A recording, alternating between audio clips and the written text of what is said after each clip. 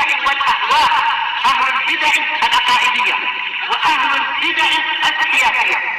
نقول بيننا وبينكم السلف، بيننا وبينكم الكتب، كان فيقول البدع بيننا وبينكم. Bismillahirrahmanirrahim.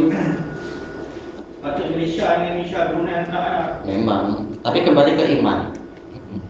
Dia ada tekanan dah. Tekanan. Pasti. Oh, Bani Anwar cakap banyak dia. Tapi macam tikus. Ya, kembali ke kekuatan iman lagi. Yang tikus. Baik. Itu gambaran keadaan rakyatnya. Qala Imam Al-Bukhari rahimahullah al-babul ishrun bab la taqdil haidus shalah. Bab yang ke-20 adalah bab bahwasanya wanita yang haid tidak disyariatkan untuk mengqadha salat. Jadi yang diinginkan oleh Imam Bukhari dalam bab ini adalah ketetapan hukum wanita yang haid tidak dibebani untuk mengqadha salat, hanya saja apa? Mengqadha puasa. Baik. Apa hikmahnya? Dijelaskan oleh para ulama, ini adalah sebagai bentuk keringanan. Kita tahu wanita bebannya banyak, dosanya juga banyak. Allah Ta'ala memberikan keringanan-keringanan dari sisi kalau puasa itu masih mungkin untuk diqadha, masih mungkin dikejar. Puasa kan 30 hari, boleh diqadha di mungkin di bulan-bulan yang lain. Sementara kalau sholat nanti hutang berapa banyak itu, kasihan mereka, tugas harian aja banyak sekali.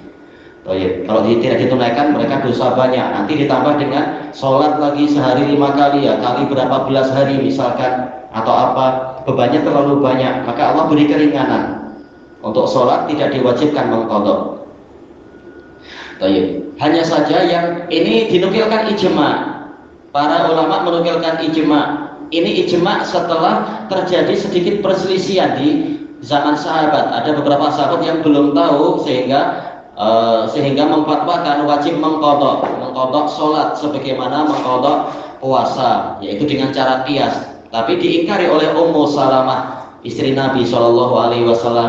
Setelah itu dijelaskan dalil-dalil yang ada menunjukkan wanita hanya wajib mengqadha puasa, tidak wajib mengqadha sholat.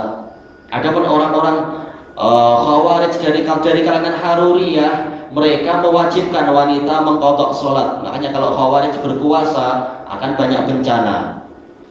Baik. Khawarij dia tidak menerima hadis-hadis Nabi. Mereka banyak mengingkari sunnah. Orang Khawarij di zaman dulu Haruriyah. Kalau sekarang ya sesuai kadar-kadarnya. Khawarij Haruriyah di zaman Ali itu mereka mewajibkan, mereka mengingkari hadis-hadis yang hadis ahad, mengingkari azab kubur dan banyak perkara mereka ingkari. Politik juga. Jelas, ini masalah politik. Dengki Ya biasa. Rata-rata Khawarij kedengkiannya masalah harta. Baik, terutama zaman sekarang. apa hati. Iya. Kenapa dia boleh, saya tak boleh? Ketika Khawarij naik, tahu-tahu korupsi juga di banyak negara seperti itu. 80 tahun, 70 tahun, 60 tahun sama saja. Apa itu? Kalau jenis begini, orang jahat ni, umur 80 tahun ke 60 tahun ke 100 sama saja. Dia bukan kata usia. Kalau tak betul fikiran itu memang tak betul. Iya betul. Memang kembalinya ke iman lagi. Betul tak? Iya. Baik, kemudian di sini Imam Al-Bukhari mendatangkan 2 hadis, tapi mu'allaq secara sangat ringkas. Wa qala Jabir wa Abu Sa'id radhiyallahu anhuma 'anin Nabi radhiyallahu anhu 'anin Nabi sallallahu alaihi wasallam tada'us shalah, yaitu engkau wanita meninggalkan salat. Kalau hadis Jabir ini diriwayatkan oleh Imam Bukhari dan Muslim terkait dengan masalah Aisyah radhiyallahu anha, terkait dengan haji wada, masalah Aisyah yang mengalami haid waktu haji. Maka Rasulullah SAW menyuruh dia meninggalkan sholat dan juga meninggalkan tawaf itu. Adapun untuk hadis Abu Sa'id ini terkait dengan peristiwa yang lain, yaitu peristiwa khutbahnya Nabi SAW di hari raya, yang mana Nabi menyuruh para wanita untuk banyak bersedekah karena Nabi melihat banyak dari penghuni neraka mayoritasnya adalah para wanita. Kemudian Nabi menyebutkan karena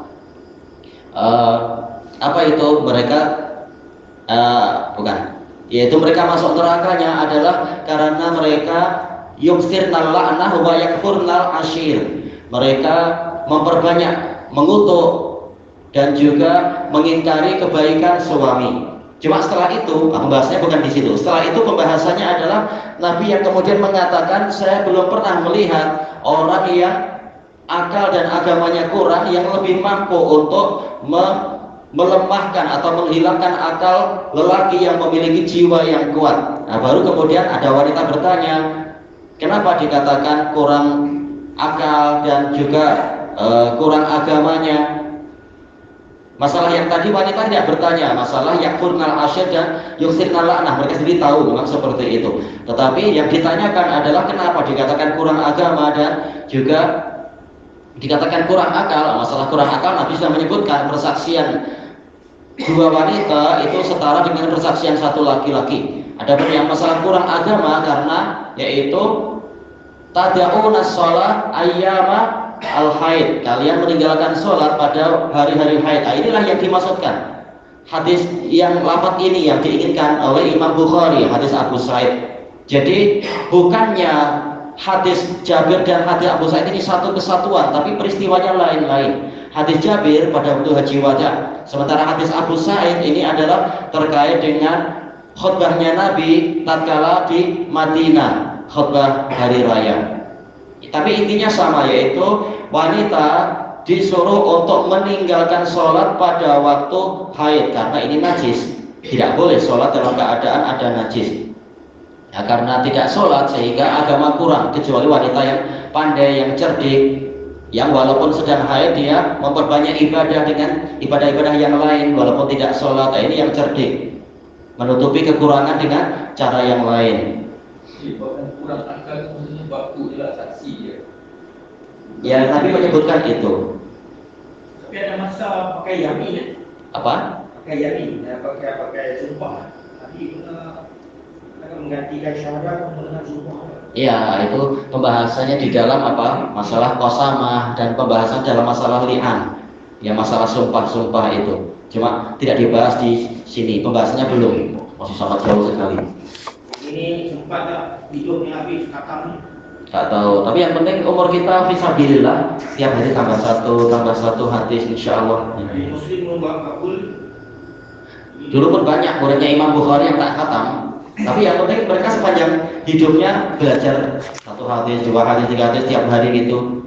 Masalah ajal tak tahu, terserah Allah. Yang penting kita dicabut nyawa dalam keadaan di jalan ilmu. Alhamdulillah, ilmu dan dakwah. Dan sebab kurang akal sih termasuk juga dia tak jadi pemimpin. Ya itu akibatnya setelah itu. Cuma istilahnya dalam hadis ini Nabi bicara masalah itu. Oh iya, masalah persaksian. Kemudian ada pembahasan yaitu hadis bab ini tajuknya masalah mengqadha sholat. Sementara hadis mu'allaq tadi, hadis Jabir dan hadis Abu Sa'id itu masalah apa itu? Fi'lus sholat, ada usolah, menunaikan sholat. Bukankah menunaikan sholat dengan mengqadha sholat itu lain? Menunaikan sholat yaitu sholat pada waktunya ada. Sementara qadha itu adalah membayar hutang sholat. Kalau qadha sholat, membayar hutang setelah waktunya luput, itu dikatakan qadha. Makanya sebagian ulama mempertanyakan kenapa Bukhari tajuknya bicara masalah qadha, sementara hadis mu'allaqnya bicara masalah adaan, penunaian sholat.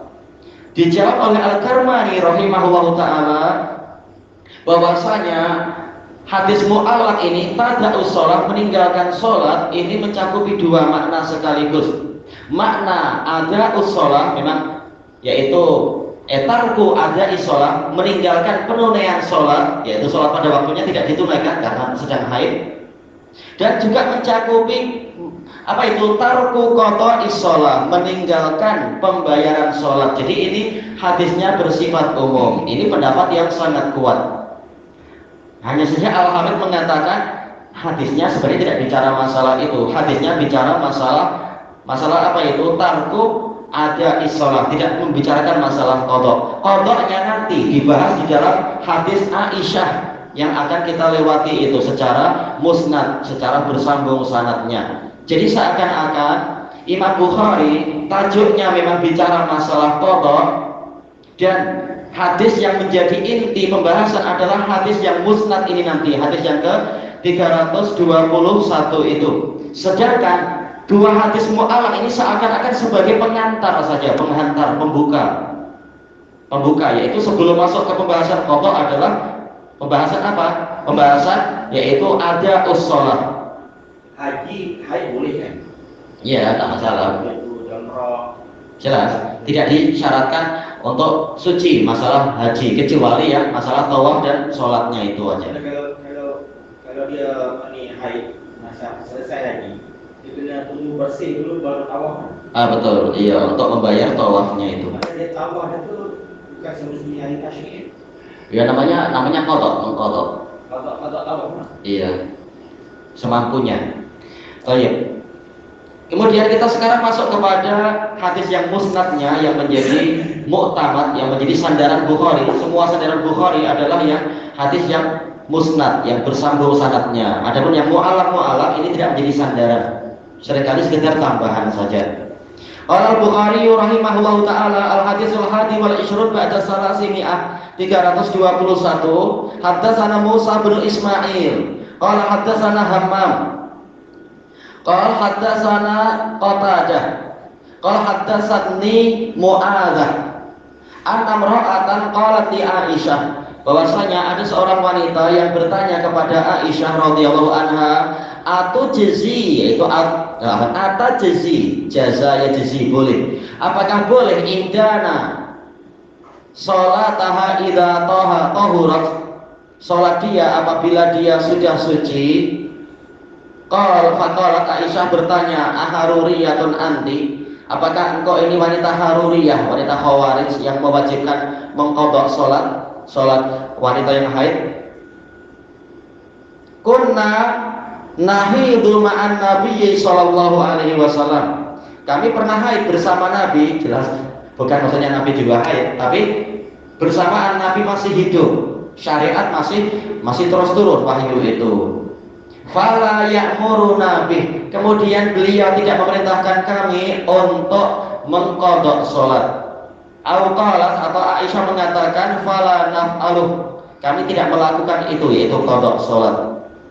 Sebenarnya riwayat yang lain menjelaskan, ini riwayatnya agak terlalu pendek, singkat, dan orang boleh bingung. Kalau yang riwayat yang lain itu si penanyanya itu bertanya dengan sedikit lebih panjang, yaitu ana qadil shaum wala naqdis shalah idza hidna, apakah kita itu diwajibkan untuk mengqadha puasa namun tidak mengqadha salat apabila kita ini haid? Maka Aisyah bertanya, aharuriyatun anti, apakah engkau ini wanita haruriyah yang mewajibkan dua-duanya itu? Kemudian si wanita ini mengatakan, la innama ana sa'ilah, tak, saya hanya bertanya. Dalam riwayat yang lain, khawarij haruriyah yang mewajibkan. Tapi zaman dulu ini dalam persoalannya selepas Rasulullah wafat. Iya, jelas ini di zaman Ali, Aisyah ditanya di zaman Ali. Iya, perang Nahrawan itu dan sekeliling dan semasa-masa itu. Termasuk ini untuk lelaki yang luput sholat, wajib untuk sholat. Ini pembahasannya lain. Ini pembahasannya ini dulu, masalah qadha sholat itu nanti dalam kitab sholat. Kalau dia lupa atau tertidur, memang fawaqtuha idza dzakaraha, waktunya jika dia ingat. Itu untuk orang yang memang, untuk laki-laki atau wanita yang tertidur atau lupa, waktunya adalah ketika dia ingat. Itulah masa untuk sholat dia. Anda kena niat qadha terus niat sholat. Iya, kata Syekhul Islam, tatkala Nabi mengatakan waktunya adalah itu, berarti itulah waktu ada untuk orang yang lupa atau orang yang tidur. Waktu adaan itu, memang waktu dia adalah itu. Ini kelapangan dalam Islam. Mereka kalau bangun tidur itu pukul 8. Iya. Terus sudah langsung sholat, iya betul. Sebagaimana yang dicontohkan Nabi dalam hadis Abi Qatadah, langsung sholat. Ya tentunya qobliyah dulu boleh, sebagaimana contoh Nabi. Adapun untuk orang yang dia sengaja memang malas sholat, nantilah saya qadha nanti di akhir waktu usia tua, sekarang saya masih malas misalkan. Ini dia yang rajih adalah tidak ada kesempatan mengqadha. Qadha itu hanya untuk orang yang masih mampu mengejar. Sementara dia ini memang dia yang sengaja meluputkan diri, maka dia dihukum sholatnya tidak diterima. Kalau dia kotor pun kira tertolak. Iya tak sah. Tapi dia wajib bertobat. Kalau dia jalan 5 jam, apa itu boleh? Itu lain pembahasannya. Itu udzur. Ini bukan udzur. Ini karena apa? Otaknya aja yang jam, tak mau sholat. Kalau masalah jalanan jam ini udzur. Boleh sholat sambil ya apa itu istilahnya di dalam situ kalau mungkin berwudu atau apa namanya udzur. Ada beberapa cara. Tapi untuk yang memang malas, ini yang rajih adalah tidak ada qadha. Jumhur mengatakan ada qadha kias, mengkiaskan pada orang yang ada udzur. Mereka mengatakan kias aulawi, kalau yang ada udzur aja tetap disuruh sholat, apalagi yang tidak ada udzur lebih wajib lagi untuk mengqadha. Itu sudut pandang yang kuat, tetapi kalah kuat dibandingkan dengan yang lain. Yang lain mengatakan orang ini ada udzur sehingga berhak untuk mengejar ketertinggalan. Yang ini memang sengaja untuk tidak sholat, maka dari sisi mana dia diberi hak untuk mencari pahala yang telah dia buang tadi. Makanya tak ada satu dalil pun Nabi menyuruh untuk mengqadha bagi orang yang sengaja tidak sholat. Bahkan Nabi mengancam orangnya kafir. Baik. Tapi amalan Malaysia kalau subuh itu orang pun sholat. Saya pandangan mungkin dia mengfoto sholat subuh dan tinggal. Mungkin tertinggal qobliyah kah atau apa? Tinggal ditanya, barangkali ada udzur apa. Mungkin tertinggal.